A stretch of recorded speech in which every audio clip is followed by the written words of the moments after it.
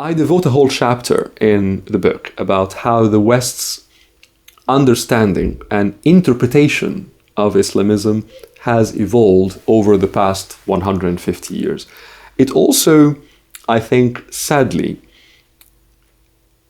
the West's interpretation of Islamism was influenced by the West's own experiences with Christendom, with the role of Christianity especially in Europe in the last 200-300 years.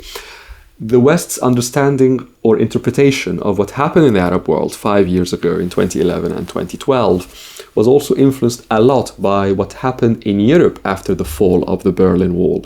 And in my opinion, there are lessons, certainly, to draw upon from Christendom, from the role of Christianity in society and in politics in Europe and in the US at one period in time.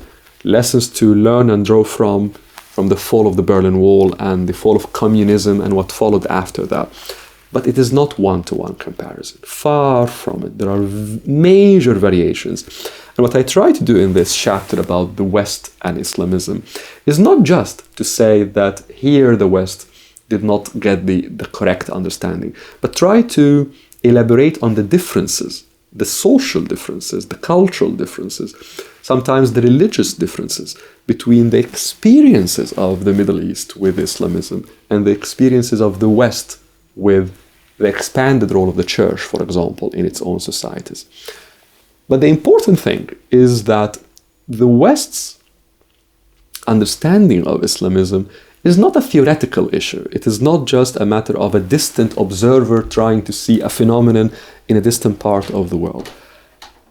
Because of the demographics of the Middle East, very young, because of the major socioeconomic challenges in the Middle East, because of the proximity of the Middle East to Europe in specific, trying to understand not just Islamism, but trying to understand this ideological struggle, this political struggle, this struggle over identity, over the future of these societies, I think is crucial to the West in general and Europe in specific.